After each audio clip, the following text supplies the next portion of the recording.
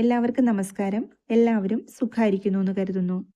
ഇഡ്ലിയുടെയും ദോശയുടെയും അതുപോലെ തന്നെ മസാല ദോശയുടെയൊക്കെ കൂടെ കഴിക്കാൻ പറ്റുന്ന വളരെ സ്വാദോടു കൂടിയിട്ടുള്ള ചട്നിയുടെ റെസിപ്പിയാണ് ഇന്നത്തെ വീഡിയോ.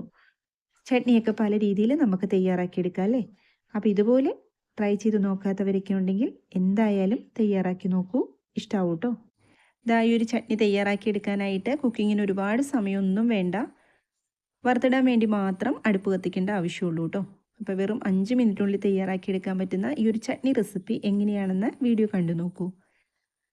ഞാൻ നാളികേരം അരമുറിയാണ് എടുത്തിരിക്കുന്നത്. അതുപോലെ തന്നെ അതിനാവശ്യമായ പച്ചമുളക് 3 പച്ചമുളക് എടുത്തിട്ടുണ്ട്. നല്ല എരിവുള്ളതായതുകൊണ്ട് 3 എണ്ണം. 2 ചെറിയ കഷ്ണം ഇഞ്ചിയും കുറച്ച് കറിവേപ്പില എടുത്തിട്ടുണ്ട്. അപ്പോൾ നിങ്ങൾ എത്രയാണോ ചട്നി തയ്യാറാക്കുന്നത് അതനുസരിച്ച് എല്ലാ അളവും കൂട്ടിയും കുറച്ചൊക്കെ എടുക്കുക.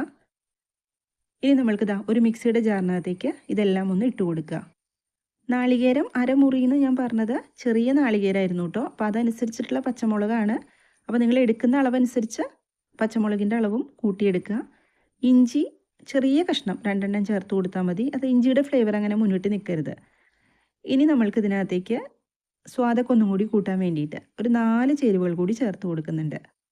ആദ്യം വേണ്ടത് ഉപ്പ്. പാകത്തിന് ഉപ്പ് ചേർത്ത് കൊടുക്കുക. ഇനി 1 ടേബിൾ സ്പൂൺ പൊട്ടുകടല എടുത്തിട്ടുണ്ട്.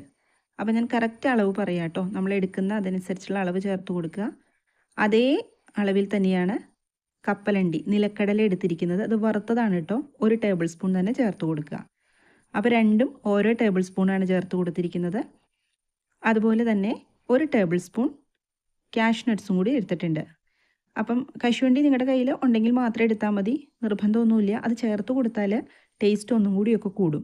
അപ്പോൾ ഒരേ അളവിലാണ് 3 എടുക്കേണ്ടത് നിങ്ങളുടെ കയ്യിലുണ്ടെങ്കിൽ. അല്ലെങ്കിൽ കാഷ്യൂ നട്ട്സ് ഇല്ലെങ്കിൽ കപ്പലണ്ടിയുടെയും പൊട്ടുകടലയുടെയും അളവ് കുറച്ച് കൂട്ടിയെടുക്കുക കേട്ടോ. ഇനി ഇതിനകത്തേക്ക് കുറേശ്ശെ വെള്ളം ഒഴിച്ചിട്ട് അരച്ചെടുക്കുക. ഉടനെ തന്നെ ഒരുപാട് വെള്ളം ഒഴിച്ചിട്ട് അങ്ങ് അരയ്ക്കരുത്.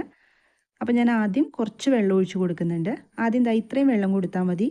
എന്നിട്ട് ഇത് അരച്ചെടുക്കുക. അതിനുശേഷം നമ്മൾക്ക് ആവശ്യത്തിന് വെള്ളം ചേർത്ത് കൊടുക്കുക.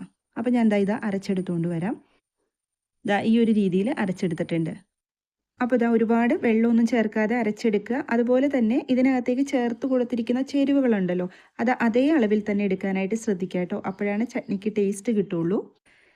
ഇനി ഇതൊരു പാത്രത്തിനകത്തേക്ക് ഒന്ന് മാറ്റി കൊടുക്കുക. എന്നിട്ട് എത്രയാണോ നിങ്ങൾക്ക് ചട്നിക്ക് വെള്ളം വേണ്ടത് അതനുസരിച്ച് വെള്ളം ഒഴിച്ചു കൊടുക്കുക. ഇന്ന് ഞാൻ തയ്യാറാക്കി എടുക്കുന്നത് കുറച്ച് വെള്ളത്തോട് കൂടിയിട്ടുള്ള ചട്നിയാണ് കേട്ടോ. അപ്പോൾ നിങ്ങൾക്ക് ഇത്രയും വെള്ളം വേണ്ട, നല്ല കട്ടി ചട്നിയാണ് വേണമെങ്കിൽ ഇത്രയൊന്നും വെള്ളം ചേർത്ത് കൊടുക്കണ്ട. ഇനി ഇതിനകത്തേക്ക് നമുക്കൊന്ന് വറുത്തിടണം. അപ്പോൾ വറുത്തിടാൻ വേണ്ടിയിട്ട് സ്റ്റൗവിലേക്ക് ഞാനൊരു പാൻ വെച്ചിട്ടുണ്ട്. വെളിച്ചെണ്ണ ഇത്രയും ചേർത്ത് കൊടുക്കണമെങ്കിൽ വേണ്ട കേട്ടോ, കുറച്ച് ചേർത്ത് കൊടുത്താൽ മതി. കടുക് ചേർത്ത് കൊടുക്കുക. ഒരു 1/4 ടീസ്പൂണോളം കടുക് ഒന്ന് പൊട്ടി വന്നതിന് ശേഷം ഉഴുന്നുപരിപ്പ് ചേർത്ത് കൊടുക്കുക. കടുക് ചേർത്ത് അതേ അളവിൽ തന്നെ ഉഴുന്നുപരിപ്പും ചേർത്ത് കൊടുക്കുക. ഉഴുന്നുപരിപ്പൊക്കെ ചേർത്തിട്ട് നമ്മുടെ ചട്നിയിലേക്ക് ഒന്ന് വറുത്തിടുമ്പം ഒരു പ്രത്യേക ടേസ്റ്റാണ് കേട്ടോ. അതുപോലെ ഒരു 3-4 വറ്റൽമുളകും പിന്നെ കറിവേപ്പില നമ്മൾ ചട്നിക്ക് അരച്ചപ്പം ചേർത്തിട്ടുണ്ട്. എന്നാലും കുറച്ചും കൂടി കറിവേപ്പില ചേർത്ത് കൊടുത്തോളൂ കേട്ടോ. ടേസ്റ്റ് തന്നെയായിരിക്കും. നല്ല പോലെ ഒന്ന് മൂപ്പിച്ചെടുത്തിട്ട് നമ്മുടെ ചട്നിയുടെ മുകളിലേക്ക് ഒഴിച്ചു കൊടുക്കുക.